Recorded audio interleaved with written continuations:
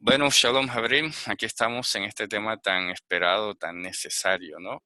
Yo creo que, bueno, hay muchas preguntas que nos podemos realizar de entrada, porque digamos que una de ellas sería, ¿por qué pensar o por qué, digamos, la necesidad, digamos, de un Mesías divino y no un humano? Sí, vamos a dejar las preguntas sobre todo para el final. Pero si en algún punto necesitan aclarar algo, lo pueden hacer, claro que sí. Entonces vamos a hacerlo con el orden así como en el chat, ¿verdad? Tengo una pregunta y yo enseguida me detengo y le abrimos espacio a la pregunta. Entonces, fíjense, la primera sería, bueno, ¿por qué?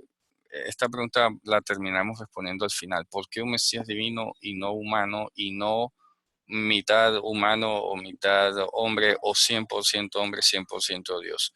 Ya lo decía ahorita, antes de empezar la grabación, que la creencia en un Mesías o en un Jesús concretamente, 100% hombre, 100% Dios, es apenas producto de una decisión teológica del siglo V. En el Concilio de Calcedonia 451 es cuando apenas se toma la decisión de incorporar esta creencia en el mundo cristiano.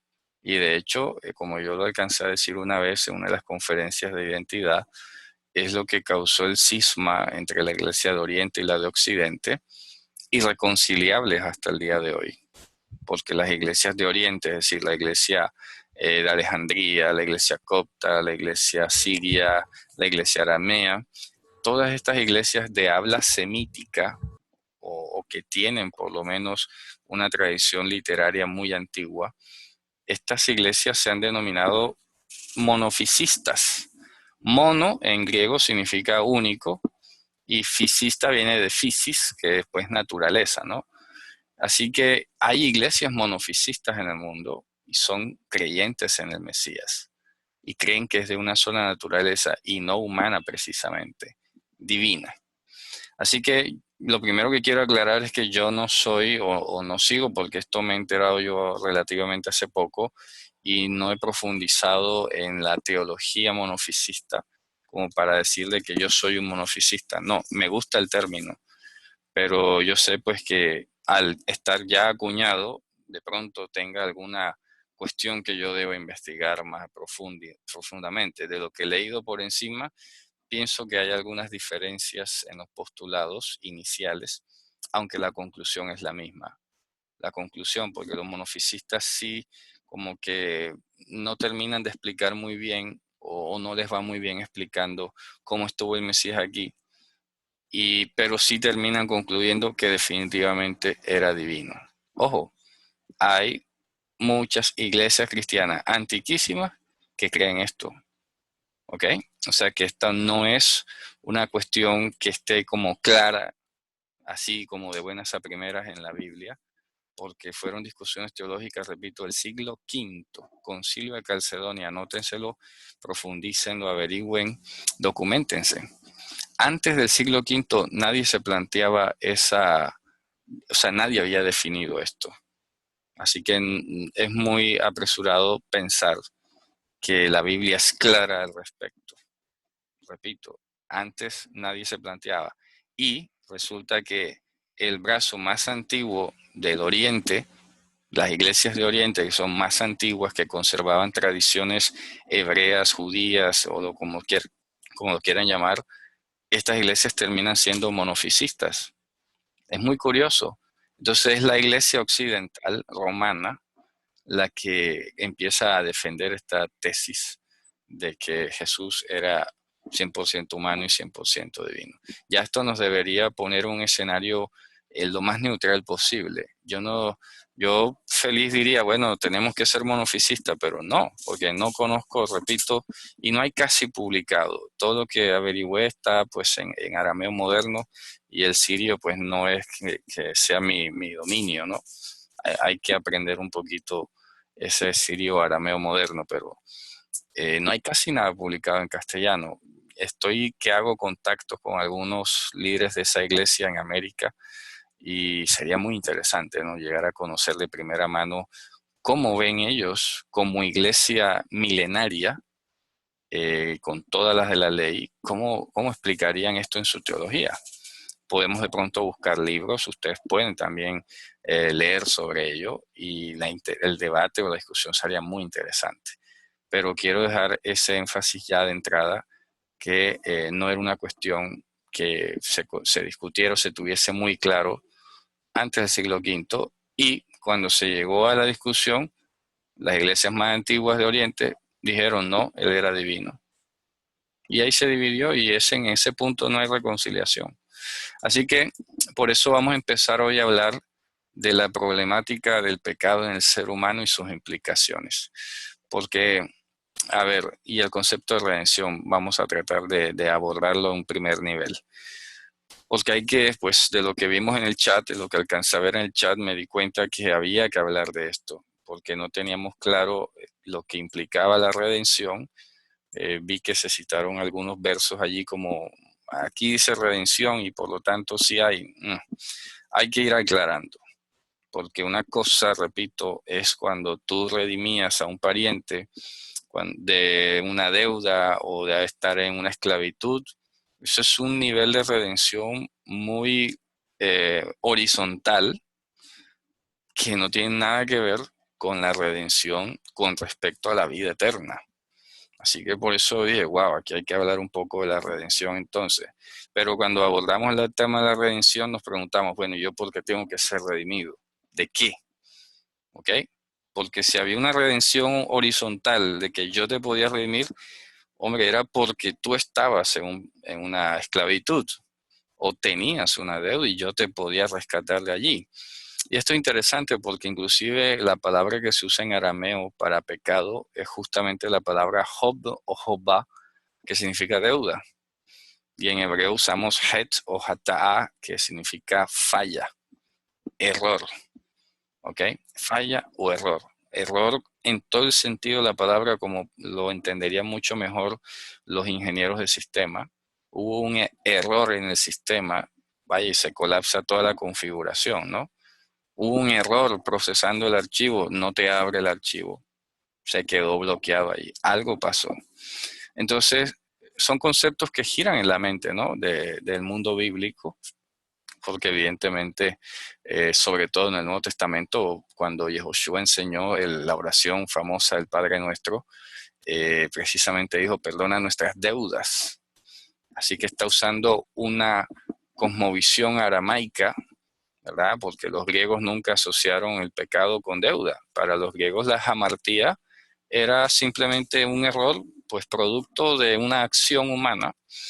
Pero he ahí la diferencia entre el concepto griego del pecado, como hamartía, como un mero error que te equivocaste, que con respecto al concepto de pecado que vamos a ver hoy. Por eso hay que ir como abriéndose camino entre la maleza y entre las ideas que nos pueden ir surgiendo, porque hay que ir al principio de todo. Así que, yendo al principio, justamente aquí en Génesis 2, del 16 al 17, está esa advertencia divina que ya todos hemos leído muchas veces, ¿no? Pero que hay que tomarla, ¿no? Muy en serio. Dice, y ordenó Hashem Elohim sobre este Adán. Ojo, Ha-Adam. El artículo definido en hebreo tiene una función de pronombre o adjetivo demostrativo, ¿ya? Como más exactamente se llama en castellano. Es un adjetivo demostrativo. Este, Ha-Adam. Al Ha-Adam lemor. Cuando dice este hombre, ya te está dando a entender la posibilidad de que haya otro Adán. Entonces, por eso Pablo, como vamos a ver más adelante, desarrolla la teología de los dos Adán y lo llama el primer Adán y el postrer Adán, o el primer Adán y el segundo Adán. Pero resulta que va a haber una diferencia gigante entre este Adán antes de pecar y el Adán post pecado. Que eso es fundamental entenderlo, ¿no? Para que veamos las limitaciones que tiene y cuál fue la sentencia que Dios elevó contra él. Y aquí le está diciendo, ordenó sobre este Adán diciendo, de todo árbol de este jardín, Hagán, Ajol Tojel, a la hora de comer podrás consumir lo que quieras, ¿cierto? Comerás. Dice, pero del árbol de este conocimiento, ya, de Hadad, este otro conocimiento, dice, bien y mal no comerás de él. O sea, nada de lo que te ofrezca, ni aunque te pinte el bien, ni aunque te pinte menos, obviamente, el mal, ¿no? Porque en el día de tu comer de él, morir, a la hora de morir vas a morir. O sea, no va a haber nada que impida la muerte. Mot tamut. ¿Qué es la muerte? Entonces, ya como derivado de las clases anteriores sobre Ruach, ya hemos visto que efectivamente no hay una continuidad de la existencia o la conciencia humana después de la muerte física, ¿no? Ya eso creo que es algo superado y quedó definido entre nosotros. Así que cuando Hashem dijo, morir morirás, efectivamente se debía producir una interrupción de la vida y la conciencia humana. No podía ser que quedaba el cuerpo físico allí tendido y luego seguía existiendo Adán en otra dimensión. Porque de haber sido así, entonces no le habría sentenciado lo siguiente que vamos a leer. En el 3.19 dice, "Bezeata peja tochal lehem ad shuvcha el ha'adama, ki memena lukachta, ki afarata ve'el afarta shuv." Dice, con el sudor de tus narices, dice literalmente, comerás pan hasta tu volver a la Adamá, porque de ella, de la Adamá, tú fuiste tomado, porque tú eres polvo y tú volverás al polvo. Él no le dijo, pues, digamos, bueno, va a regresar tu cuerpo y tu conciencia va a venir hacia mí. Y acá hablamos, no sé, piensen ustedes, ¿no? Que a continuación se amplía la idea entre los versículos 22 y 24.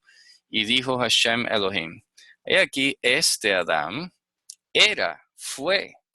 Ojo, corrijan su traducción porque ahí hay un error satánico, mejor dicho. ¿Ok? En hebreo dice era, como uno de nosotros, al conocer el bien y mal. O sea, antes de conocer el bien y mal. Era al conocer, ya después no. ¿Ok? Al conocer el bien y mal. Era como uno de nosotros, fue como uno de nosotros. Dice, pero ahora, a menos que, ojo, esta partícula ha sido bastante maltratada en las traducciones y se ha perdido muchísimo el sentido original.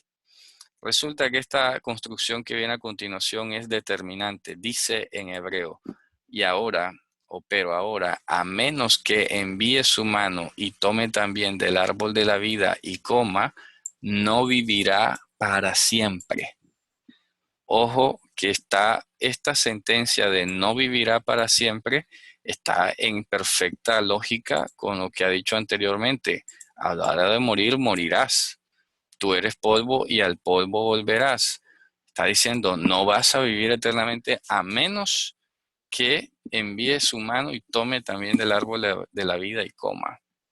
En consecuencia, el haber estado fuera del Gan Eden, como lo hemos explicado, dice que Hashem lo despidió del Gan Eden, ¿verdad? Lo envió a trabajar la Adamá, ¿ok?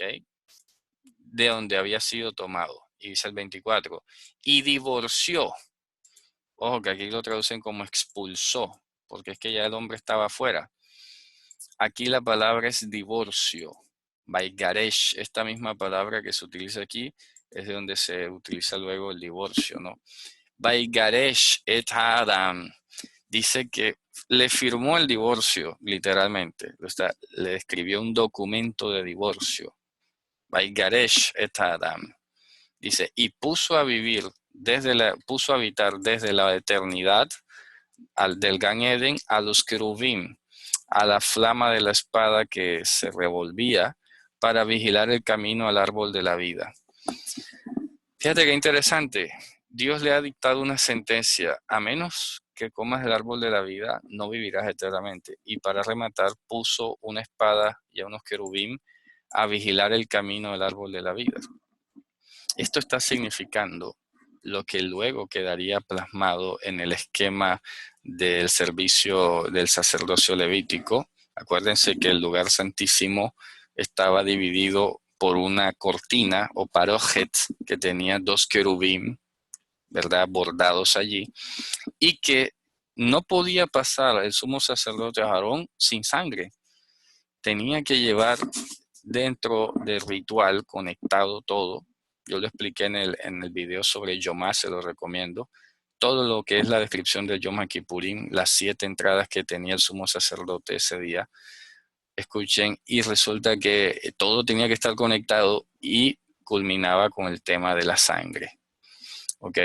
Entraba varias veces, ¿no? En ese día 7 veces, pero todo conectado dentro de un circuito de procedimientos en el que el punto central era la aspersión finalmente de la sangre.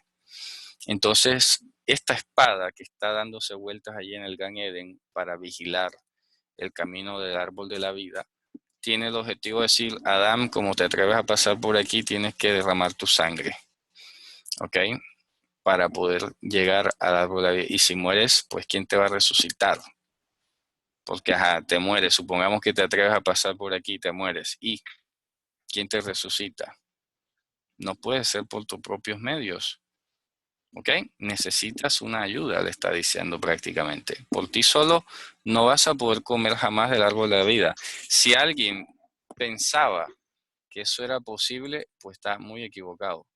No puedes comer por ti solo.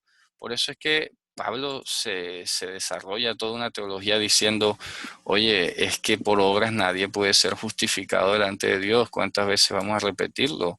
Desde el principio eso fue muy claro. ¿Tú crees que esa espada fue un adorno navideño allí, que botaba lucecitas y ya? Eso no fue un adorno navideño, ni Dios nos libre, ¿no? Eso es un claro símbolo de la imposibilidad que tenía el hombre de vivir para siempre por su propia cuenta. Y eso efectivamente es lo que nos va a conectar con este pasaje del Evangelio, que aproveché la ocasión para aclararlo de paso, ¿no? Que ha sido a veces tomado como para pensar de que Jesús era inferior o algo así. Dice en Lucas 18:19, ¿verdad? Le dijo a él Yehoshua, ¿por qué me hablas de lo bueno? Estamos hablando del joven rico. La traducción ha puesto, ¿por qué me llamas bueno? No hay bueno sino uno, Dios. Entonces muchos cuando leen ese pasaje dicen, viste, que Jesús no es Dios, porque Él está diciendo que no hay bueno sino Dios y que ¿por qué me llamas bueno a mí? Eso es un error de traducción. Primero que todo, el verbo legin es hablar, ¿ok? Así dijo el Señor, decir, ¿ya? Conversar. Tade legi Kyrio, así dijo el Señor, se le traduce en la Septuaginta. Entonces, lo curioso es que cuando tú comparas ese verso 19 de Lucas con Mateo 19:17, aquí utiliza el verbo preguntar. Y fíjate que la construcción es totalmente distinta, pero hace sentido si lo vemos desde el punto de vista bien traducido. Porque acá Jesús en Lucas 18:19 dice, ¿por qué me hablas de lo bueno? Porque el joven ha preguntado, maestro, bueno, ¿qué haré? Bueno, ¿qué haré? No le está diciendo bueno Jesús. Maestro, bueno, ¿qué haré para heredar la vida eterna? Entonces Jesús le dice, vaya, este cree que la vida eterna es con obras. Tiene un problema teológico enorme este muchacho. Y Jesús le dice, ¿por qué me hablas de lo bueno? O sea, se te ha olvidado la Torá. La Torá tiene infinidad de versículos que dicen que no hay nadie que haga el bien. ¿Cómo tú aspiras a que haciendo algún bien vas a heredar la vida eterna? Y él le dice, mira, si fuera por bien, el único bueno es Dios. Le hace un juego de palabras, ¿no? Le hace un juego de palabras. ¿Por qué me hablas del bien, de lo bueno? ¿Qué puedes hacer si el único bueno es Dios? Y repito, lo comparamos con Mateo 19:17 y efectivamente le ilumina el sentido porque la respuesta es un poco más amplia. El escritor de Mateo pues fue más detallado, más cuidadoso en la redacción y le dijo, ¿por qué me preguntas acerca, ojo, acerca de lo bueno? Ojo, peritu agatu. Dice, uno es el bueno. Y no dice ni siquiera Dios. Uno es el bueno. ¿Ya? Y le dice, si quieres la vida, si quieres entrar a la vida, guarda los mandamientos. Pero ojo que esta respuesta no es una afirmación, es un desafío de, como le llamo, un tipo de ironía.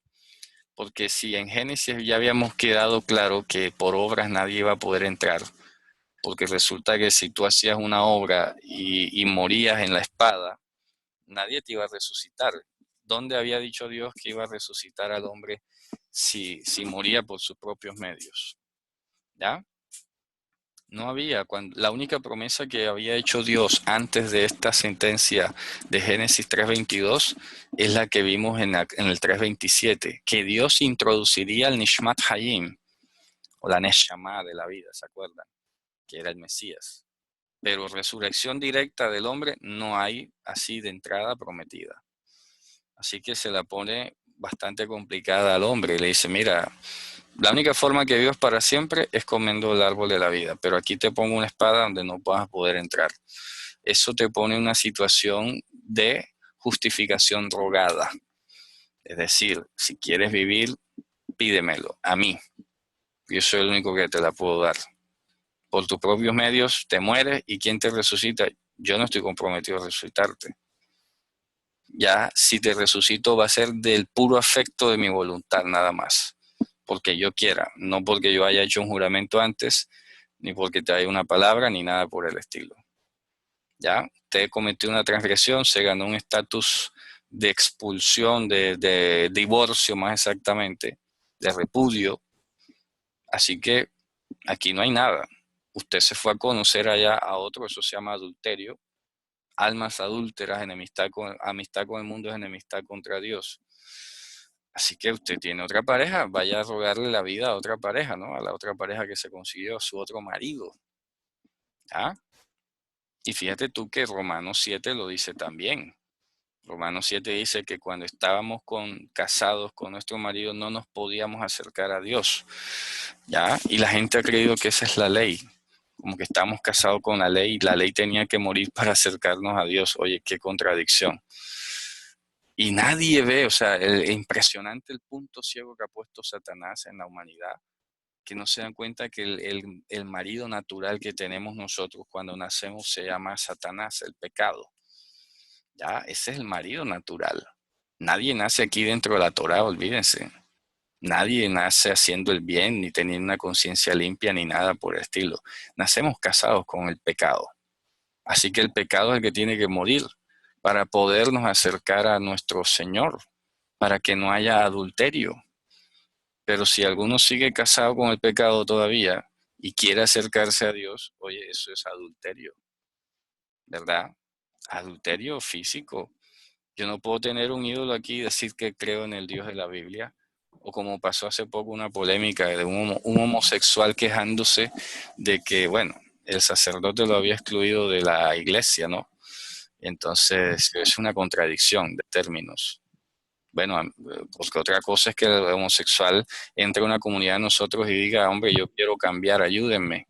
Eso es otra cosa muy distinta. Pero que él pretenda congregarse en medio de los santos, eso es una mancha. ¿Ah? Eso hay que decirlo, ese es el pecado en vivo. No puede estar allí, a menos, repito, que entre con una actitud de querer morir a la carne. Entonces, repito, el estatus del ser humano queda enmarcado por la imposibilidad de vivir para siempre, por su estatus de divorciado y por su estatus de no poder penetrar o acceder al árbol de la vida. ¿Ya? Aquí nuestro Señor está, voy a continuar la corrección de este texto en Lucas 18:19. ¿Por qué me hablas acerca del bien? No hay bien sino uno, Dios. ¿Verdad? No hay bueno sino uno, Dios.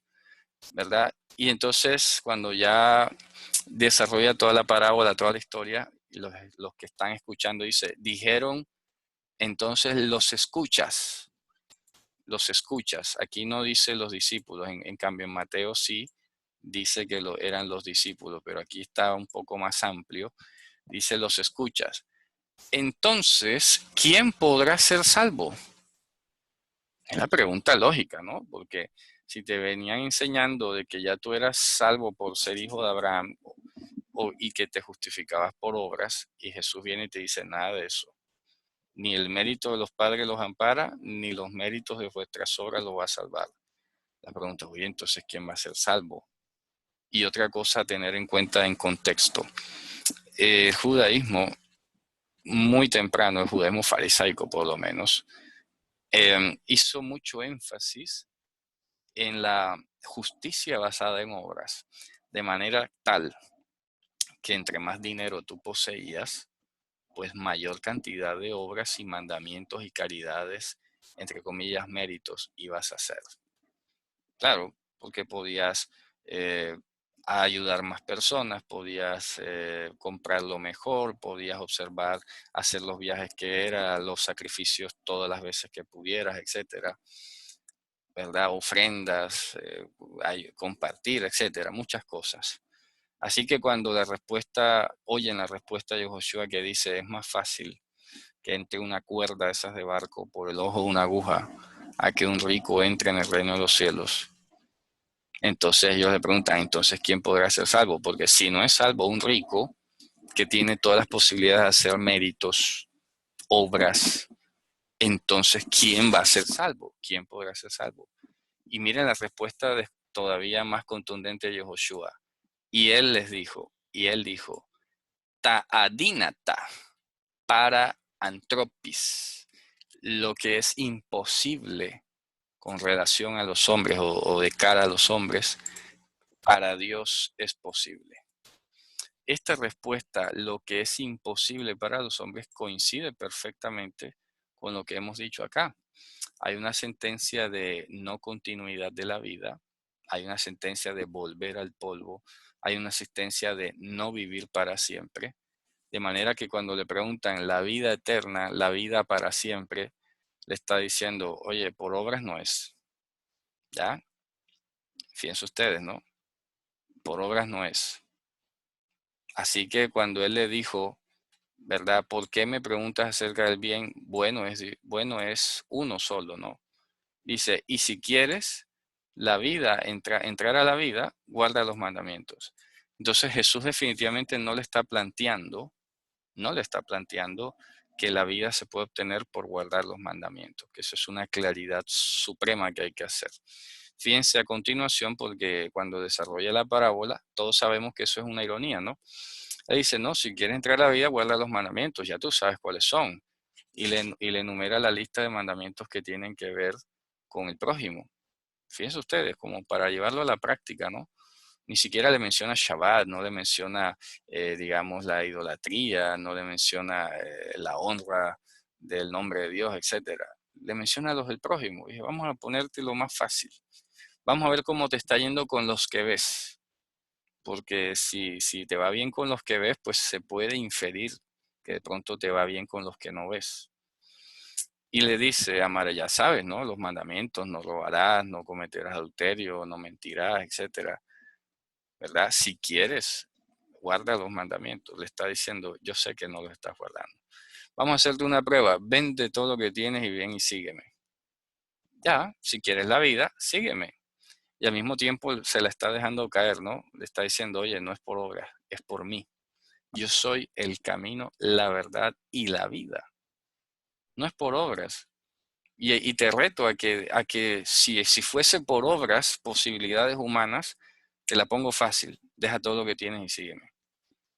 Nada, no pudo. No pudo. O sea, y se la puso relativamente fácil. Oye, era simplemente la vida eterna. Vale más que cualquier cosa de este mundo. Pero ahí salió a flote la dureza del corazón humano, lo incircunciso del ser humano, que no pudo. Se la puso fácil. Es como haberle dicho, hey, dale, entra, no le tengas miedo a la espada. Pasa que yo la voy a detener. Nada. Tuvo miedo. Acuérdense que la primera reacción de Adán fue, tuve miedo y me escondí. Y eso que Dios nada más le estaba preguntando, ¿dónde estás? Nada más como diciendo, para que te des cuenta que estás afuera. Dice, escuché tu voz y me dio miedo enseguida. Claro, natural, ¿no? El pecado le huye a la vida, la muerte le huye a la vida. Por eso que Satanás no puede prevalecer. Entonces hay que leer estos dos textos de Lucas y de Mateo paralelos para que entendamos. Aquí en Lucas la respuesta es muy sencilla, muy sintetizada. Dice, las cosas imposibles para el hombre o lo que es imposible para el hombre, para Dios es posible. ¿Qué es imposible? Hombre, ser salvo por sus propios medios, por obras, por hacer el bien. Eso no le va a alcanzar. Y esto nos catapulta o nos da un presupuesto ya para entender lo de la redención. ¿Ok? Porque yo mismo, con mis obras y mis méritos, no me alcanza. Siendo humano, por muy justo que fuese, no me alcanza para mí mismo. Porque el único bueno es Dios. Así que por mucha obra que yo haga, que yo llame buena obra, resulta que no es mía.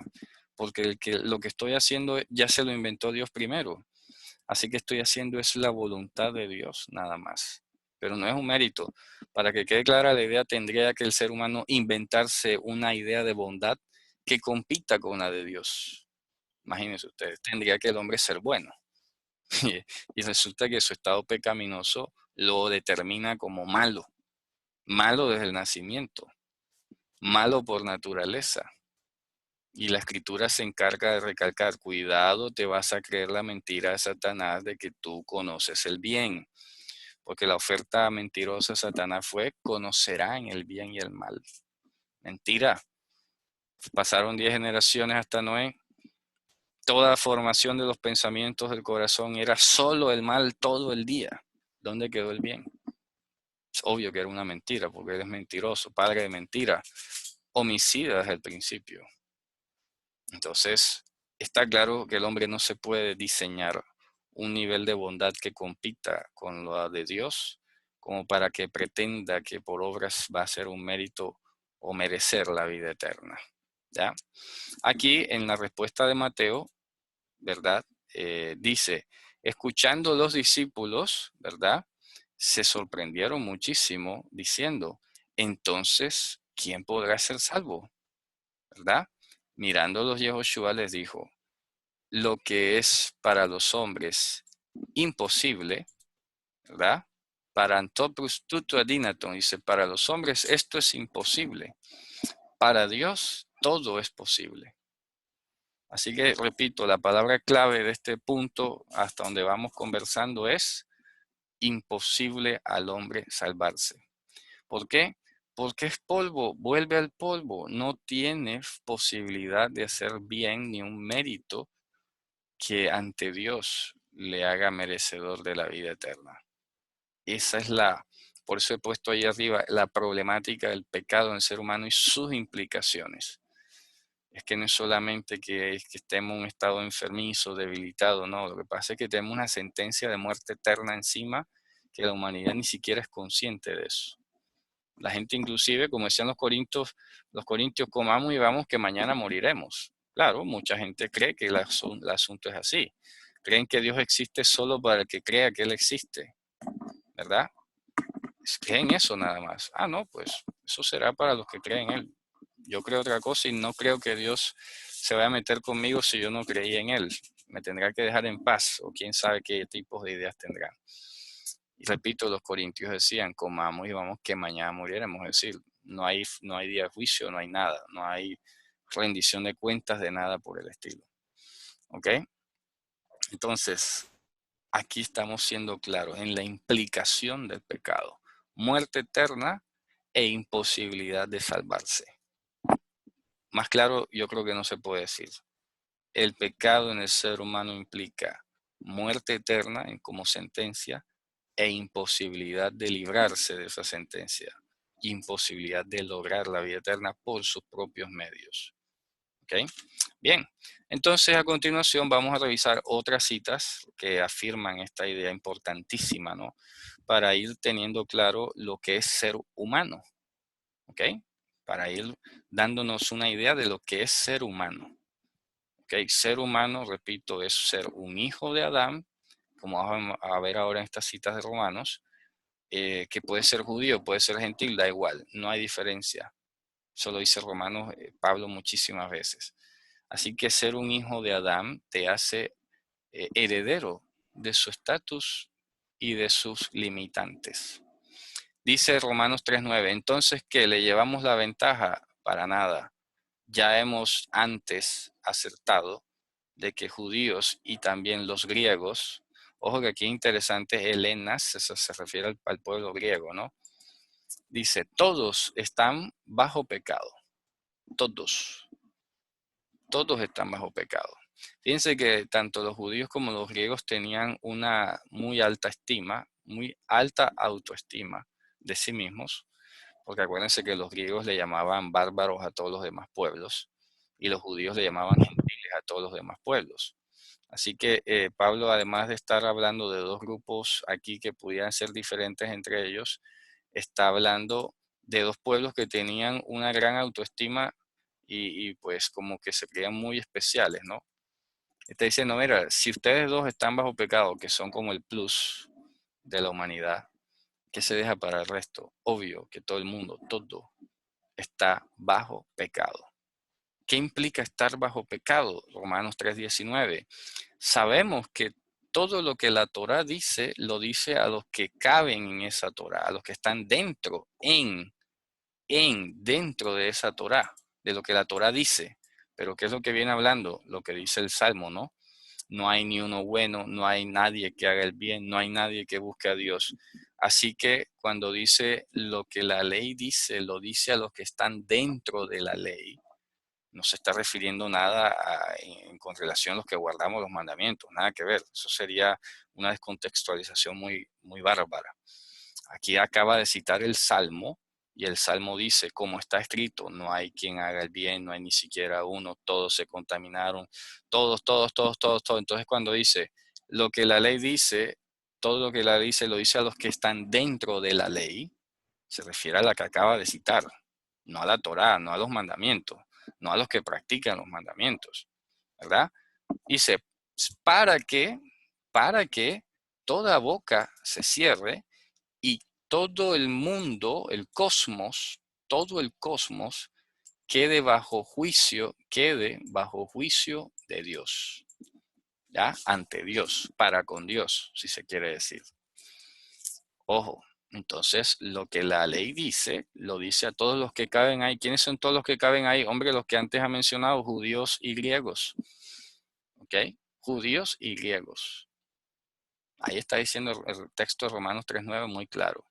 Hemos sido muy claros que judíos y helenos, ya el non plus ultra de la humanidad, todos están bajo pecado. O sea, que ni lo mejorcito de la humanidad, digamos en otras palabras, se salva. Y si todos están bajo pecado, significa que todos están bajo el juicio de Dios. Todo el cosmos, inclusive. Todo el cosmos. Para los griegos, el cosmos era lo estéticamente perfecto. De ahí viene cosmético. ¿Ya? Y sin embargo, todo el cosmos está hipódicos. Génete. Hipódico significa bajo juicio de Dios. O sea que nadie se salva aquí. Es imposible, por mérito propio, salvarse ante Dios.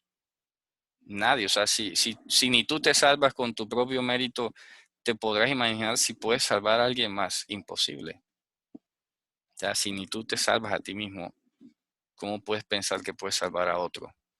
¿Ya? Siendo un hijo de Adán, imposible. Dice Romanos 3:23, dice, porque todos pecaron y histerunte y fueron destituidos de la gloria de Dios. Fueron arrancados, si lo quieren decir más claramente, más gráficamente. Histerunte.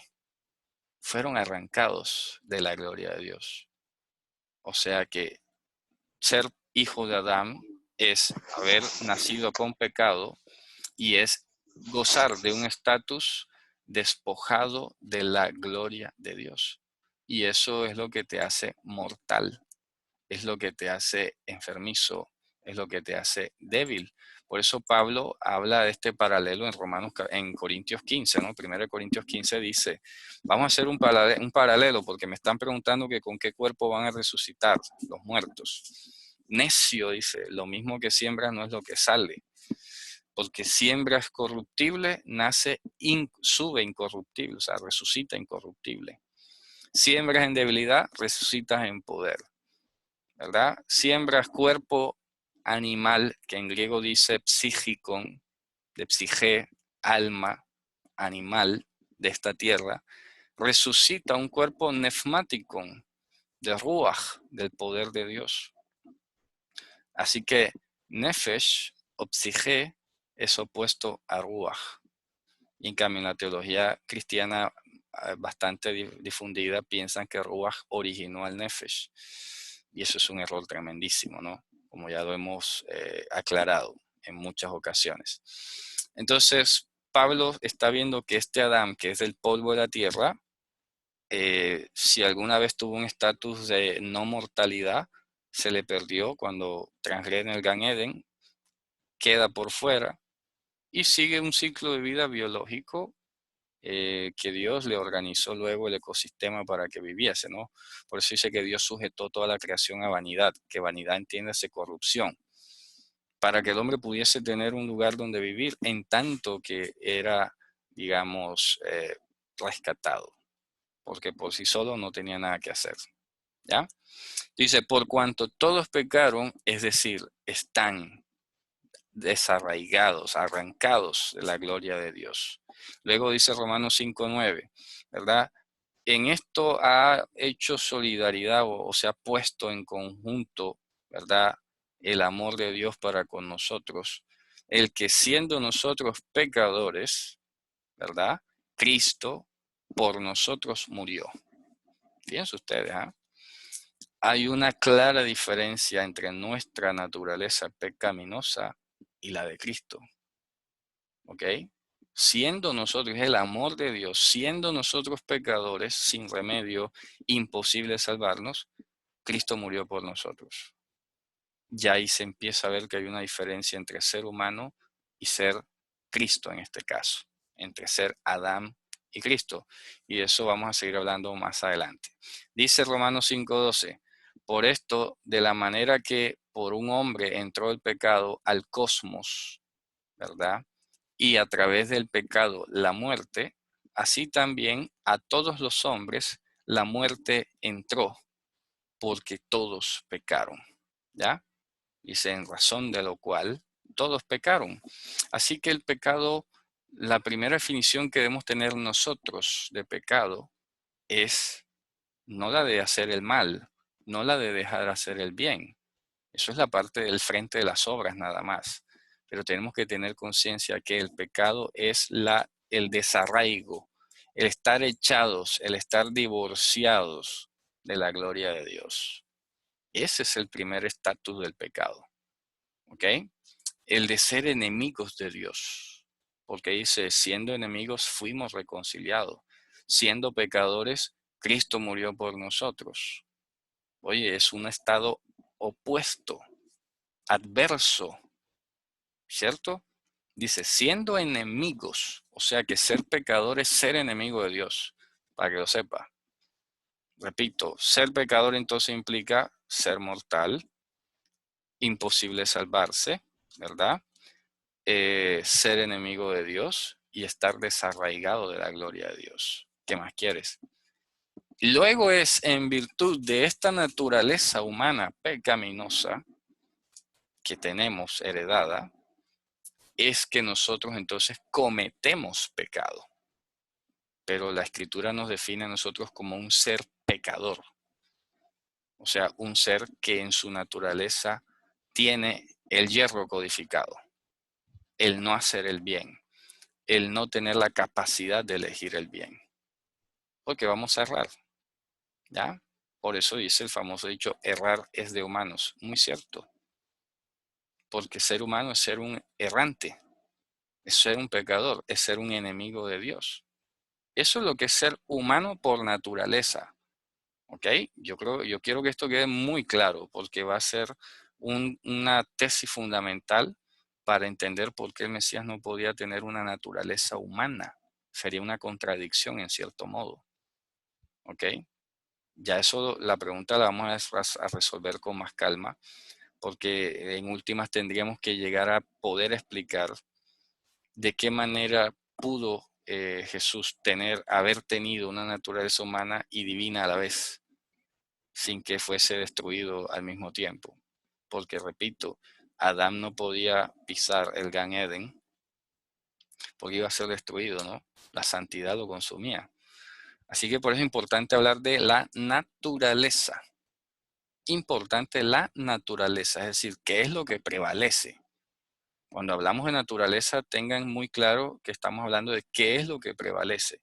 Por lo tanto, no es posible hablar de dos naturalezas, porque una naturaleza es lo que prevalece. Entonces, no puede haber dos naturalezas viviendo juntas porque la una tiene que prevalecer sobre la otra. Es el principio muy sencillo que inclusive el Mesías dijo, no puedes servir a dos señores, no puedes andar con el pecado y con Dios. Eso es mutuamente excluyente. En naturaleza, en términos de naturaleza, entonces asocien allí naturaleza, entiéndase aquello que prevalece en ti, lo que te caracteriza. Entonces la naturaleza humana es pecaminosa, fíjense ustedes. Hemos recibido Ruach HaKodesh, hemos recibido Neshama, pero ¿cuál es la naturaleza que prevalece aquí en nosotros todavía? La humana, porque se necesita una transformación biológica, genética, estructural, que nos permita, ¿verdad?, vivir para siempre.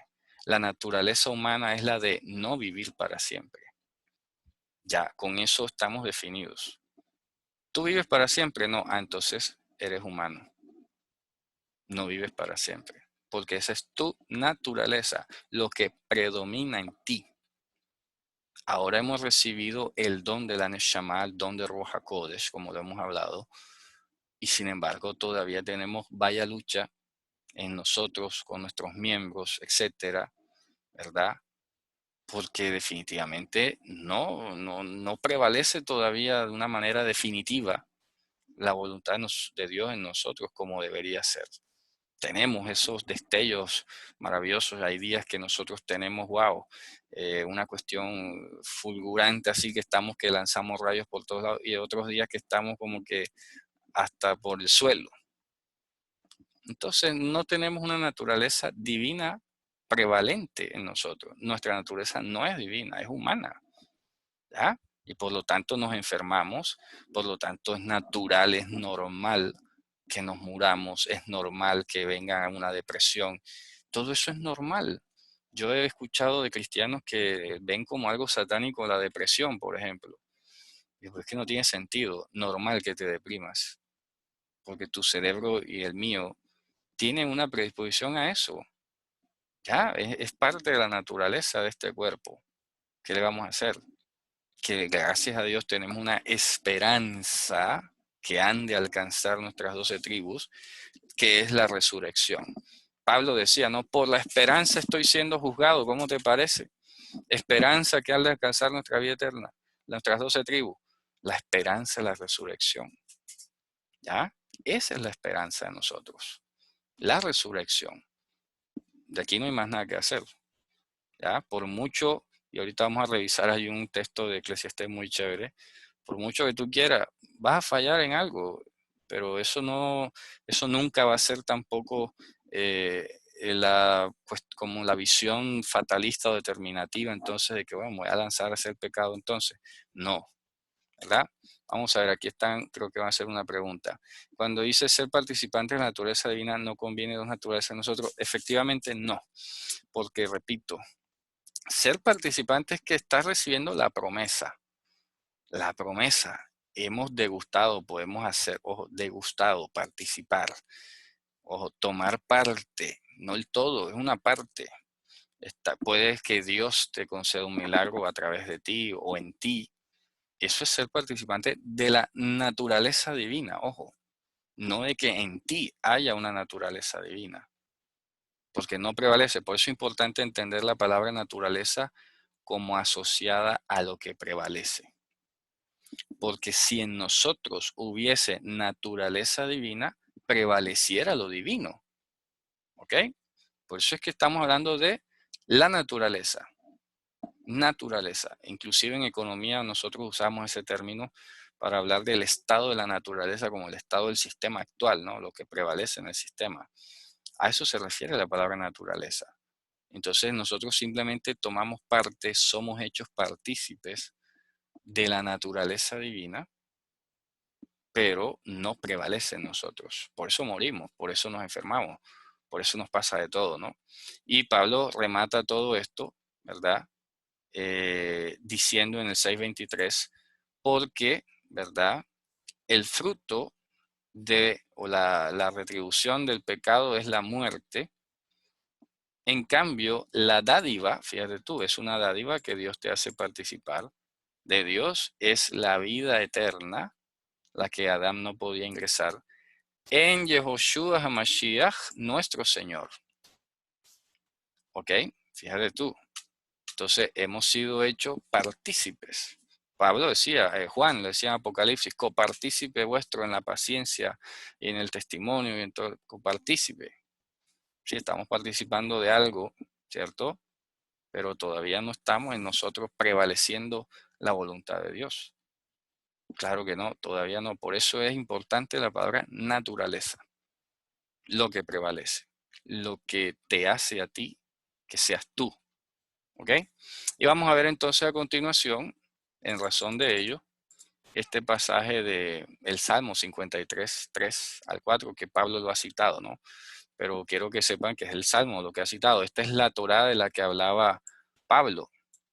Todo lo que la Torá dice, bueno, aquí se está refiriendo a los Salmos. Y esto va de la mano con lo que habíamos dicho ayer sobre el valor de la palabra Torá. Torá, si bien es el Pentateuco, en realidad, en general, es toda instrucción de Dios. Y en este caso, la instrucción del Salmo 53, del 3 al 4, dice, Elohim desde los cielos observó sobre los hijos de Adán, o sea, nosotros. A ver, ¿acaso había algún entendido, buscador de Dios?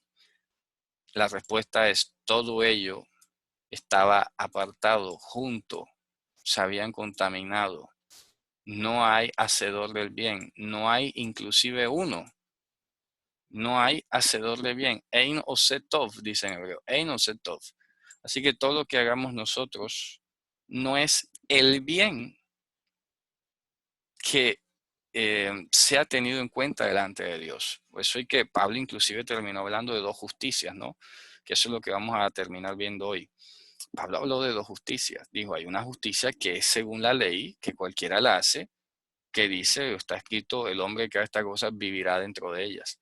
Ese vivirá no lo podemos comparar con el otro vivirá que dice Habacuc, el justificado por mi fidelidad vivirá. Sí, porque cualquiera dice, oye, pero dice vivirá, o sea que yo puedo vivir dentro de la Torá, puedo vivir eternamente. Hombre, no has leído la Biblia entonces. Si tú crees que por obras puedes vivir eternamente, no has leído a Jesús, no has leído Génesis, no has leído la Biblia. ¿Ya? Por eso es importante leer dentro del contexto, no sacar un verso por sacarlo así y lo que hace es como complicar la cuestión, porque entonces nos detenemos a explicar ese verso en particular y se pierde la discusión que traíamos. ¿Ok? Aquí la Biblia está sentenciando que no hay hacedor de bien. ¿Ok? Eso es una sentencia clara. Hacedor de bien, ¿cómo así que el bien? Oye, yo hago el bien, yo hago el bien. Ese bien que tú haces aquí horizontal, no te desubiques. Estamos hablando de la horizontalidad. Como hablamos ahorita de la redención, sí, yo puedo redimir en términos horizontales a alguien de una deuda, de la esclavitud. Eso hasta ahí. Pero que yo le dé vida eterna a alguien, oye, olvídate, si no puedo ni con la mía. ¿Cómo te voy a dar yo vida eterna a ti? ¿Cómo te voy a redimir a ti? Entonces, sí, nosotros humanas horizontalmente hacemos el bien. Sí, yo creo que, ¿qué es el bien, hombre? Pues lo que la sociedad aquí en términos humanos suele llamar el bien. Pero fíjense que ahora llamarle pecado a la homosexualidad ya no está sonando tan bien. ¿Me explico? Entonces, cuando la Torah dice que no hay hacedor de bien, está refiriéndose específicamente a que ninguna obra que se haga en este mundo te va a bastar para llegar a la vida eterna. Ninguna obra. Por eso dice, no hay hacedor de bien. Y aquí lo dice en Eclesiastés 7:20. Porque Adán no hay justo en la tierra. Ojo, en la tierra. Por eso este verso me gustó muchísimo para complemento. en la tierra, aquí, humanamente, ¿verdad? Que haga el bien y no peque, porque Adán, no hay justo en la tierra, ¿verdad? O sea, hombre justo en la tierra no hay que haga el bien y no peque. No hay, porque si llegas a hacer el bien, igual también vas a pecar. O sea, si crees que estás haciendo el bien, Dios te recuerda, sí, pero estás pecando, o sea, quedas en las mismas. ¿Quién te va a salvar? Por eso retomamos lo de Romanos 6:23. Oye, la paga del pecado es la muerte, la retribución. Porque es que, listo, eso nos lleva a Génesis también. Bueno, tú mueres, listo, pagaste tu pecado, moriste por tu pecado. ¿Y quién te resucita? ¿Dónde está la vida eterna? ¿Ya? Entonces, acá es igual la figura. Ah, yo hago el bien, yo soy hacedor del bien. Sí, puedo demostrarte que sí. ¿Pecas? Sí, estás igual entonces. No has avanzado nada, ¿ya? Porque estás simplemente como en una partida doble de contabilidad. Ingresos, egresos enseguida. Listo, se fue contigo tu paga. ¿Y la vida eterna entonces? Supongamos que tu buena obra cubrió tus pecados.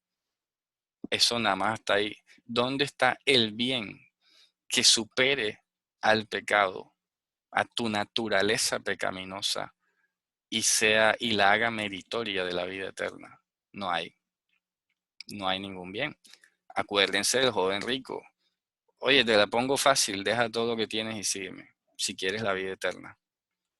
No pudo. ¿Por qué no pudo? ¿Verdad?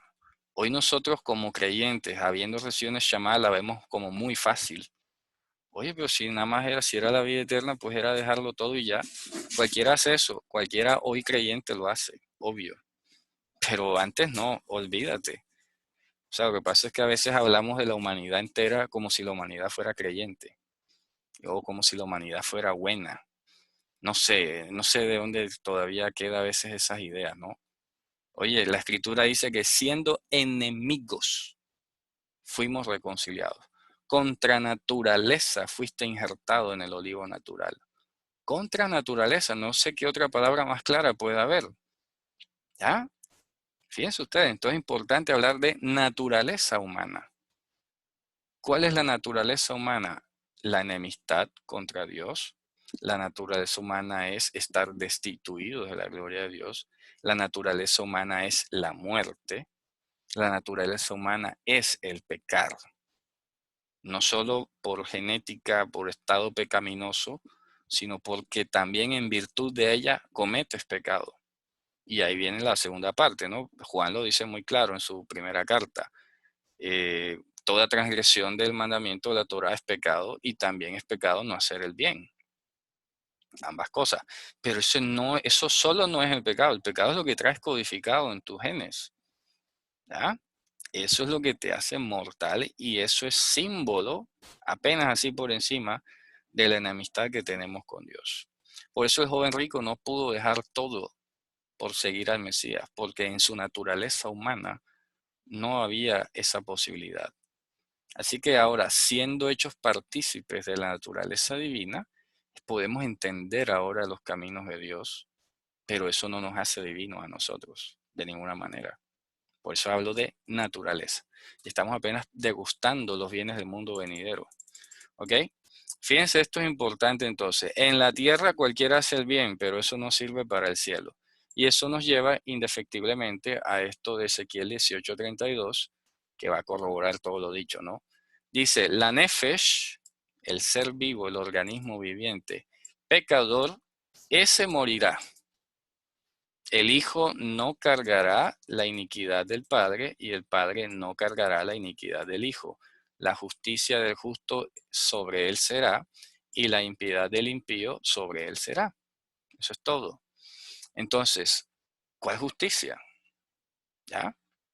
Y de eso nos lleva a Levítico 18:5. En Levítico 18:5 dice, y ustedes guardarán mis hukim, ¿verdad? Que son las normas infaltables, los mishpatim, que son los procedimientos correctos, el debido proceso, el deber ser, los cuales hará a ellos el hombre y vivirá dentro de ellos.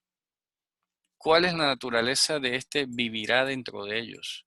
¿Se referirá a la vida eterna o se referirá en la tierra? Ah, es en la tierra. En la tierra alguno puede ser llamado justo en la tierra. Ojo, en la tierra. Ahora bien, ¿que esa justicia en la tierra sirva de algo delante de Dios? No. Por eso es que en Habacuc 2.4, Pablo lo utiliza dentro del contexto de Romanos para decir, he aquí que se entenebreció, ¿verdad? No es recta su nefesh, su ser, su persona, su naturaleza no es recta. En cambio, el justificado por su fidelidad, la de Dios, vivirá. ¿Ok? Vivirá. Aquí inclusive la Septuaginta, para evitar la ambigüedad, puso mi fidelidad. Para que quede claro, porque algunos pueden leer, el justo por su fe vivirá. Ah, viste que yo tengo fe, que yo soy bueno. Oye, eso es un contrasentido a todo lo que hemos dicho hasta ahora. Por eso no se puede entender que tú tienes fe. No, tú no tienes fe. La fidelidad es Dios. Y es por la fidelidad, o sea, Dios, que alguien es justificado para vida eterna. Porque la justicia que haces en la tierra no te sirve. Por eso Pablo habló de las dos justicias, repito. Hay una justicia que es por la Torá, que dice, el que haga estas cosas vivirá dentro de ellas. ¿Pero dónde? En la tierra.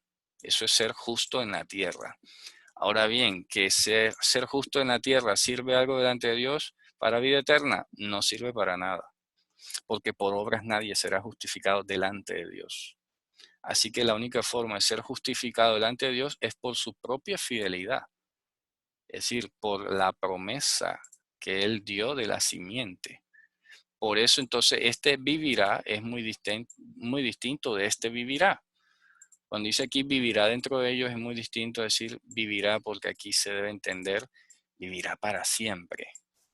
Vivirá en términos de eternidad, en términos de otra vez estar en el Gan Eden. Si se dan cuenta cómo se va escalonando. Por eso hay que ir revisando la escritura de cómo empezaron las cosas, cuáles fueron los limitantes puestos, para que luego no nos confundamos con ciertos versículos, ¿no? O de pronto los citamos muy así fuera del contexto y se nos hace ese nudo de siempre. Aquí es muy claro, si tú tienes muy claro que Adán fue divorciado, que no tiene posibilidad de comerle el árbol de la vida, que es imposible para él salvarse por obras, ¿ya? Que tiene una naturaleza enemistada contra Dios, que tiene una naturaleza mortal, que tiene una naturaleza que no hace el bien delante de Dios, que no le sirve, que no le alcanza. Oye, entonces ya tienes muy claro que no vas a poder hacer nada de ti por salvarte. Y eso nos lleva al siguiente pasaje también de la Torá, en Ezequiel 14, 14 y 18, que Dios hace una cuestión hipotética y dice, supongamos que hubiese mortandad, bestias o plaga o espada, 4 pestes que él menciona allí, 4 azotes. Y él dice, y estuviesen estos 3 hombres en medio de ella, Noé, Daniel y Job. Ellos por su justicia salvarían su propia existencia, dice el Señor. Pero para que no quede duda, en el 18 repite la misma idea, pero la hace más amplia. Dice, y otra vez si viniese bestia o plaga o espada, tal, y estuviesen estos 3 hombres en medio de ella, vivo yo, dice Hashem, Elohim, no salvarían a hijos o a hijas, sino que ellos solo serían salvos. O sea, serían puestos en escapatoria.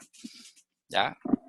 Solo ellos. No, el mérito, la justicia de ellos como seres humanos, por muy super santos que hayan sido, super rectos, super buenos, etcétera, etcétera. En un caso hipotético, solo ellos 3 de todos los personajes bíblicos, ni Abraham, ni David, ni Salomón, métale el que quieras, Dios está diciendo solo Noé, Daniel y Job. Y ellos no podrían salvar ni a sus hijos. Así que no está en la naturaleza humana la capacidad de salvar a nadie, ni de amparar a nadie. porque no te alcanza ni para ti. ¿Cómo vas a amparar a otro? ¿Me explico? Aquí lo dice luego el Salmo 49, el 8 al 13.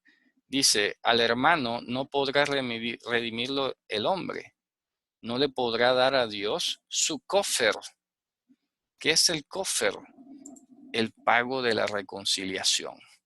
Por eso estoy hablando ya un poquito del concepto de redención, que pues ya vamos a ir terminando por hoy, porque estamos hablando de la naturaleza humana y ello es lo que nos va a permitir entender las tres palabras que existen en hebreo para redención.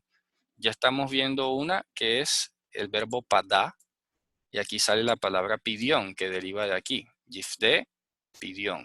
Dice, es tan preciosa el pidión del nefesh, del ser de ellos, que va a cesar, o sea, el hombre no va a alcanzar, va a pararse para siempre, no va a poder, no le va a alcanzar la vida, en otras palabras. Cuando dice cesará para siempre, significa que no le va a alcanzar la vida para pagar.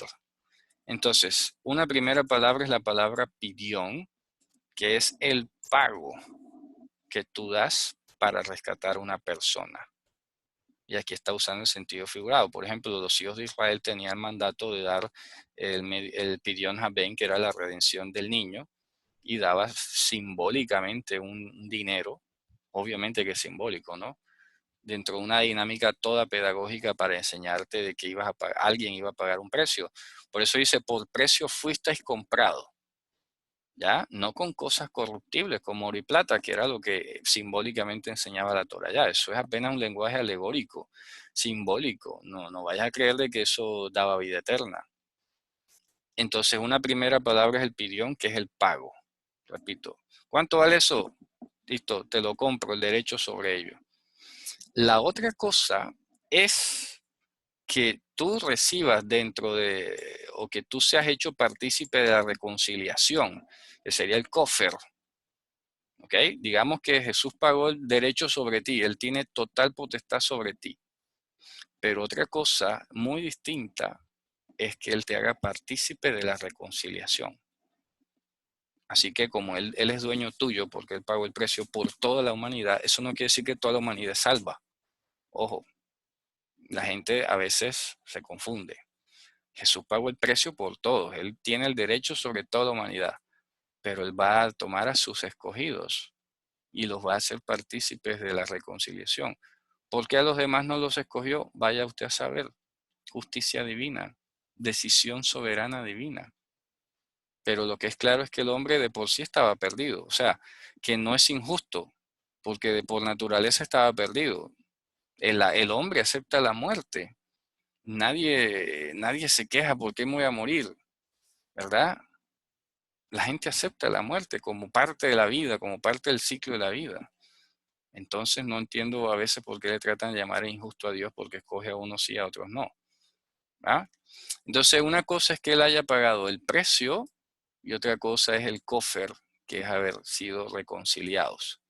Por eso dice, siendo enemigos hemos sido reconciliados, ¿se dan cuenta? Claro, él pagó el precio primero para tomar luego una decisión respecto de ti. ¿Ya? Simple. Así de llanamente. Y la otra palabra es la geulá, que aquí no sale, pero sale en otros lugares. La geulá es el cobro efectivo de lo que pagaste y reconciliaste. O sea, ya la palabra geulá tiene connotaciones escatológicas, porque ya es la manifestación física, palpable, tangible de lo que es la obra divina, ¿no? De conformar un pueblo nuevo, como dice el Salmo 22 al final, un pueblo que está naciendo, que nacerá, será parido. Ya eso es otra cosa, la Geulá es la redención final. El cobro, diré al mar, dame acá, diré al norte, dame acá mis escogidos. ¿Ya? Eso está en Isaías, creo que es, ¿verdad? Con el capítulo 40 más o menos. Diré al mar, dame acá, diré al norte, dame acá a los míos. Todos los compré yo y los he reconciliado yo y son míos. Dice, las ovejas que están en mi mano, nadie las arrebatará de allí. O sea, son mías, mis ovejas oyen mi voz. Somos de Él, somos hechura suya, propiedad suya. ¿Ok? Pero ojo, solo en Yehoshua HaMashiach. por sus méritos, por su sacrificio perfecto. Eso es lo que nos va abonando el terreno para entender por qué la necesidad de un Mesías divino. ¿Ok? Aquí, por ejemplo, sigue diciendo el Salmo, ¿verdad? Que aquí en el 49, el 8 al 13 dice: y en cuanto al hombre, por muy preciado que sea, no va a lograr pasar ni siquiera la noche, es decir, no va a poder resucitar. Es parecido a las bestias, ¿verdad? A la hora de ser comparado, es parecido a las bestias, semejante a las bestias. Si lo vamos a comparar, no lo vas a comparar con un ángel, vas a comparar con un animal que se muere y se pudrió y hasta ahí llegó. Porque, repito, no puede hacer nada. No puede hacer nada para solucionar su problema, excepto ser por beneficiado del puro afecto de la voluntad de Dios y ser librado de la muerte eterna. Por eso el que crea en mí no morirá eternamente, lo dijo Yehoshua. Oye, ¿quién más puede decir eso? ¿Ya? Si alguien es hecho partícipe por mí, el que entra por mí, ¿verdad? Es el que entra a la vida eterna, no hay otra forma. Así que yo soy la resurrección y la vida, ¿ok? Yo soy el camino, la verdad y la vida. La vida fue manifestada y vimos su gloria y lo palpamos y lo vieron nuestros ojos. La vida, oye, la vida eterna estuvo aquí. La naturaleza divina de la vida estuvo aquí. Nuestra naturaleza humana de la vida es una cosa, una hojarasca que se lleva el viento. ¿Ya? La naturaleza de nuestra vida no tiene nada que hacer delante de la naturaleza de la vida eterna, que es la de Yehoshua. ¿Ok?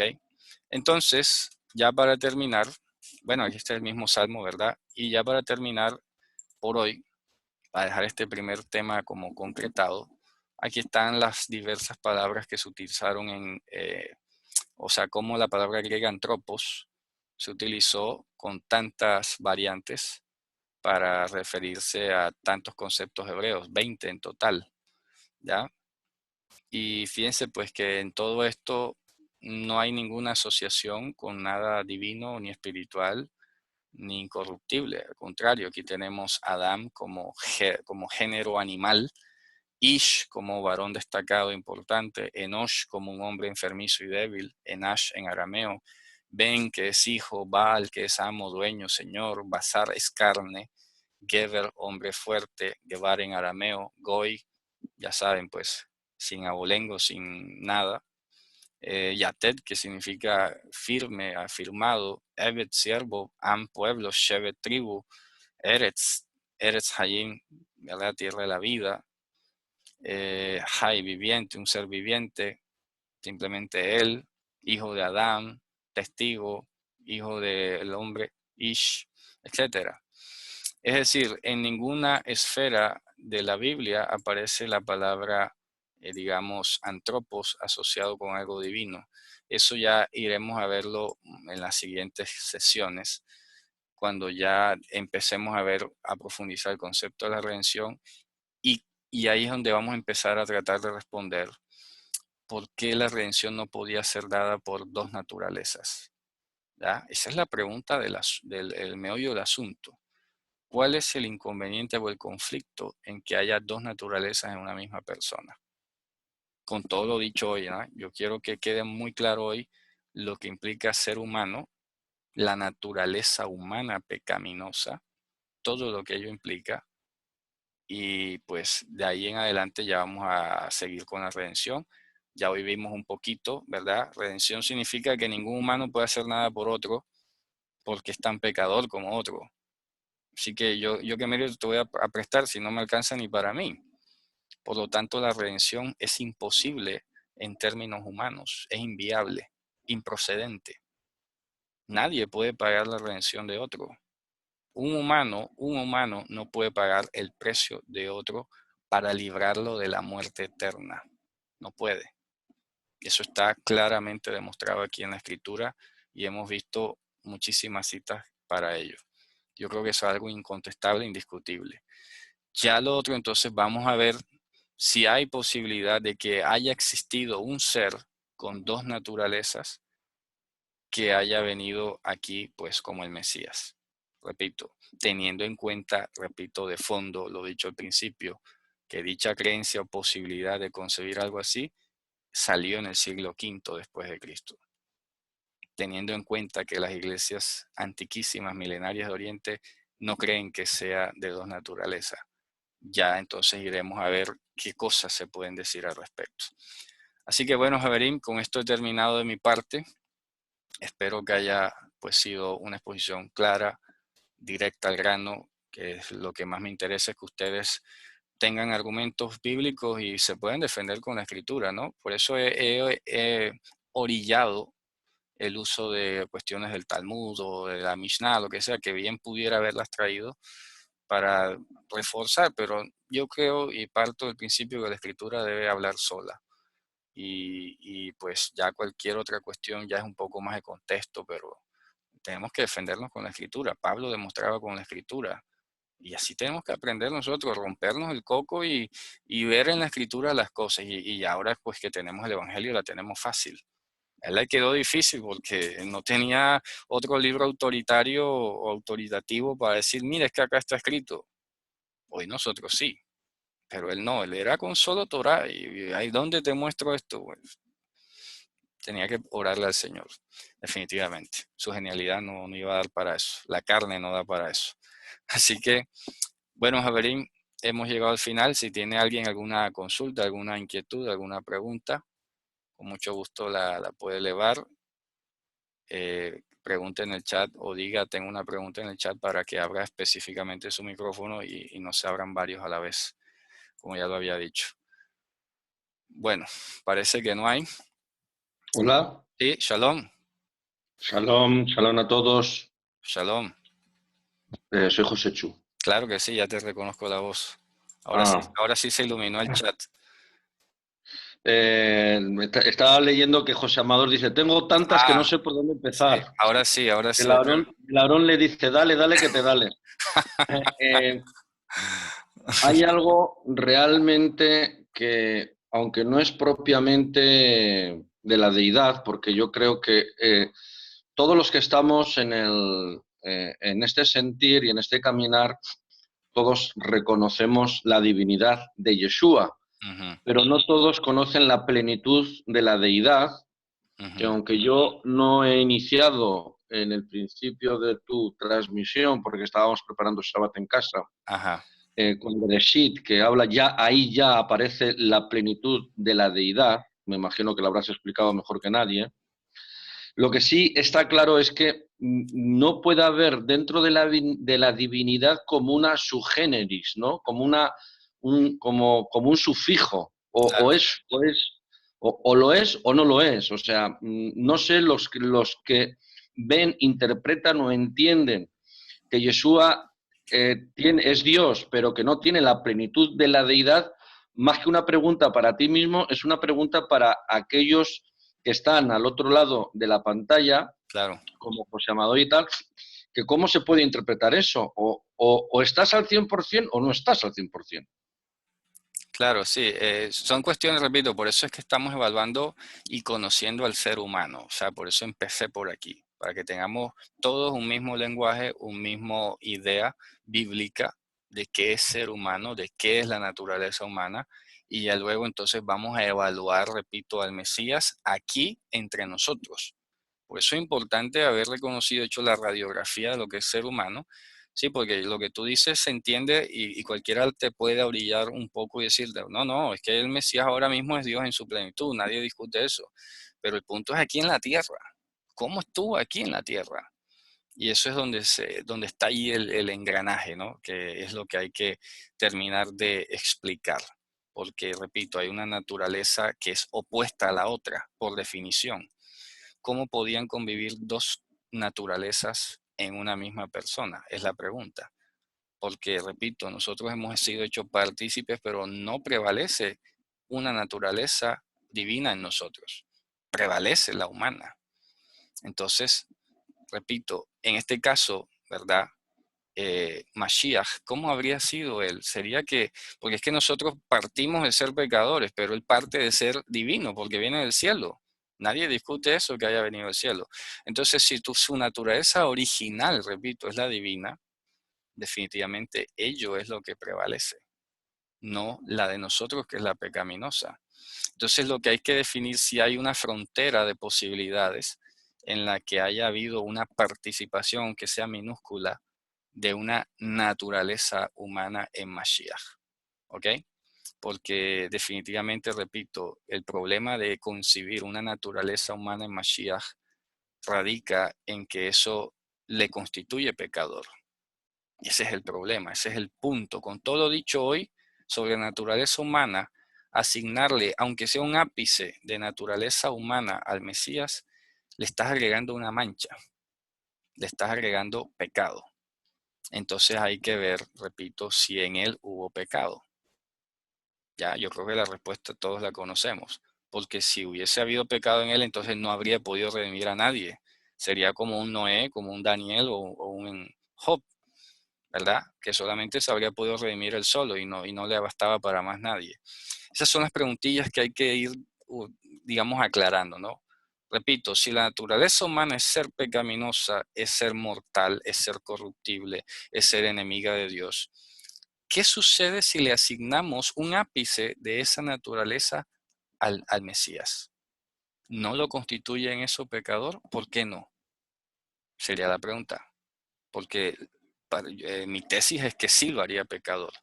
Así que el argumento, el contraargumento o la contratesis o antitesis sería, ¿por qué no lo hace pecador? Agregarle esa naturaleza pecaminosa. ¿Sí me explico? Que es allí donde está digamos, el meollo del asunto. Aquí se dice, precisamente era sobre la prevalencia. Romanos 8, otros pasajes hablan de que se debe prevalecer la mente espiritual sobre la naturaleza carnal, como se dice, el que es de Mashiach crucificado. Sí, es que, ojo, una cosa es que crucifiquemos, que en Mashiach, en el futuro, nuestra carne esté crucificada, pero la realidad es que no está crucificada ahora mismo, sí, en el sentido de estar inactiva. Y ese es el punto de la prevalencia, repito, en nosotros prevalece ¿qué naturaleza? La humana. Si prevaleciese la divina, ya no moriríamos. Es que ese es el punto, repito, mutuamente excluyente. Por eso he insistido mucho desde el principio que la naturaleza humana es mortal y la naturaleza Mashiach es la vida. ¿Ok? Entonces, si en nosotros sigue prevaleciendo la mortalidad, es porque esa es la naturaleza que todavía prevalece en nosotros. A ver, precisamente dice, no significa que debemos de ser mortales, claro. Y otra pregunta, ¿cómo murió Mashiach si no era humano? Ahí está. Eso es lo que vamos a analizar sobre la muerte. Porque acuérdense que él dijo, mi vida nadie me la quita, yo la depongo y la vuelvo a tomar. Ojo, así que la muerte que él experimenta no es una muerte como la nuestra, no es en virtud del pecado. O sea, porque nosotros morimos en virtud o en razón del pecado, pero él no murió en razón del pecado, él depuso su vida, que es otra cosa. ¿Ya? A él no lo mata el pecado como a nosotros. O sea, él no muere por el pecado, él depone su vida, que es otra cosa. Entonces, ¿cuál vida es la que está deponiendo, dejando de lado? La vida eterna, es decir, la está dejando que no opere. Yo lo explicaba hace algún tiempo con el ejemplo, el modelo de las plantas eléctricas, ¿no? Tú tienes una planta eléctrica paralela a la energía alterna, ¿verdad? A la energía corriente de la casa, de manera que cuando tú apagas los tacos de la energía normal, se activa automáticamente la planta eléctrica. Algo así. Y viceversa, ¿no? Porque así está diseñado el sistema, es un sistema de transmisión de energía. En este caso, la vida eterna, que es indestructible, pues dice, por el poder de una vida indestructible, por eso es que él lo que hace es dejar la vida que no opere y que la vida biológica que representaba en la sangre humana que portaba fuese la que expirase. ¿Ya? Por eso hay que entender eso. Mi vida nadie me la quita. Yo la pongo, que es otra cosa. Y tengo potestad como nadie para volverla a tomar. ¿Ok? Nadie, ningún humano dice eso. Pero yo creo, Eric, vamos a ver, que sufría en la carne y había carnalidad. Claro, es evidente. y lo que tú dices, efectivamente, yo presto, pongo mi vida, ¿no? Y es que la cuestión no es que él no fuese de carne y hueso, que lo era, y la cuestión no es que él no sufriese la pasión y no sufriese el estar clavado en el madero, que sufría.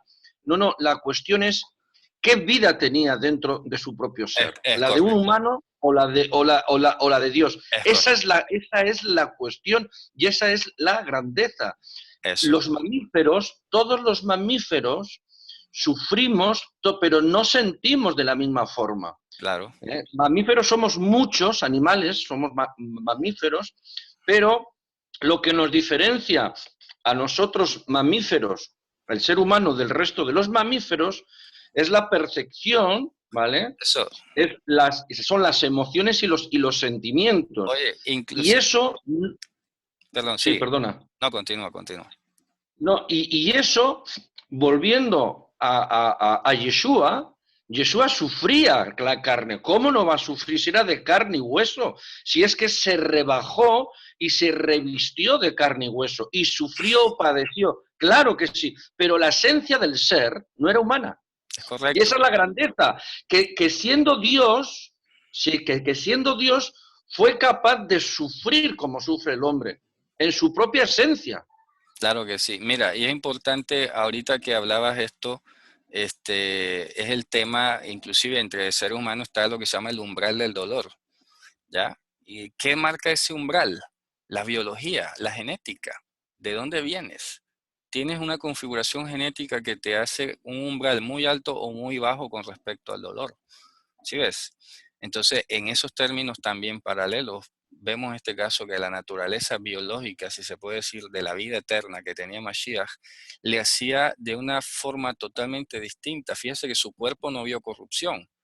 Así lo dice la Escritura. Mi cuerpo no vio corrupción.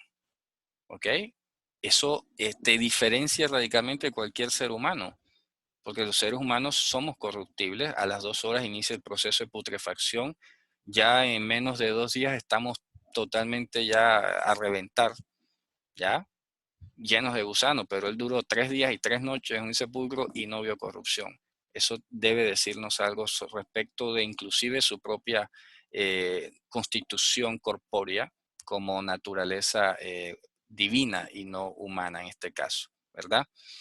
Entonces, sí, efectivamente, por eso dejé para la próxima el concepto de antropos, porque efectivamente en esas citas inclusive las borré de la presentación, porque sabía que me iba a alargar el tema y yo dije, no, voy a tomar una decisión y voy a dejar mejor el tema del concepto de hombre. Miren que apenas lo presenté aquí, pero evidentemente es lo que tenemos que desarrollar, porque cuando vamos a Corintios efectivamente dice que el postrer Adán, el segundo Adán, el hombre, bueno, ¿qué es ese antropos?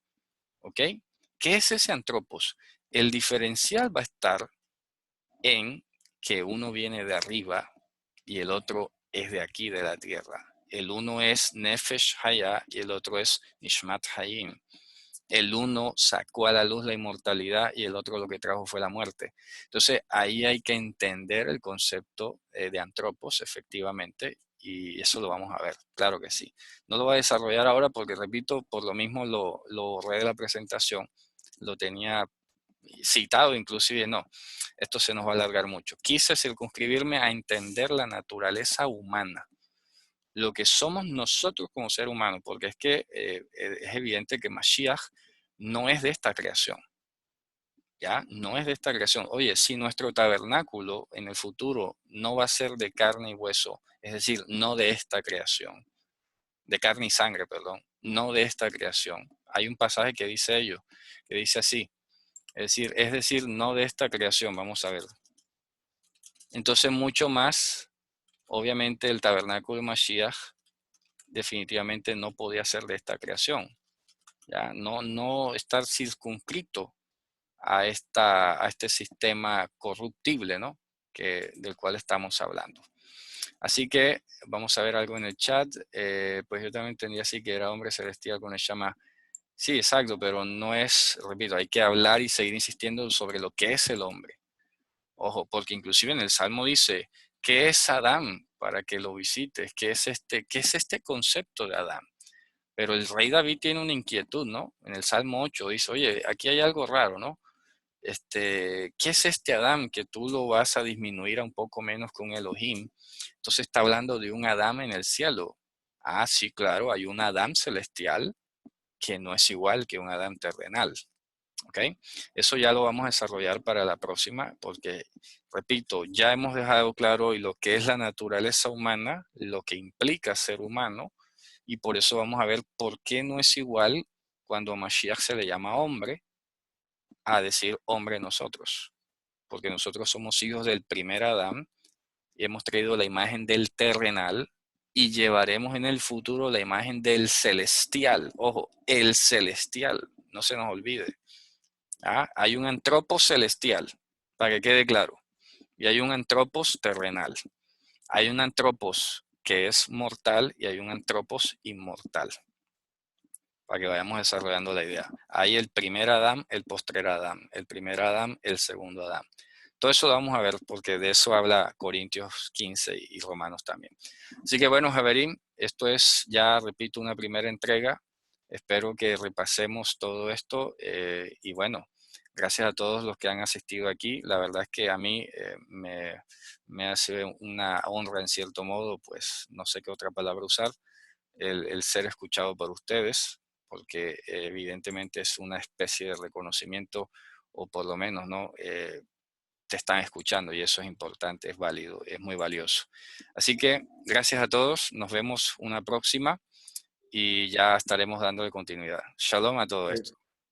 Javer, espera un momentito. Dígame. Eric, oye, no te olvides de marcar la fecha de tu venida, por favor. Así estoy evaluando eso precisamente porque tengo que hacer unos arreglos.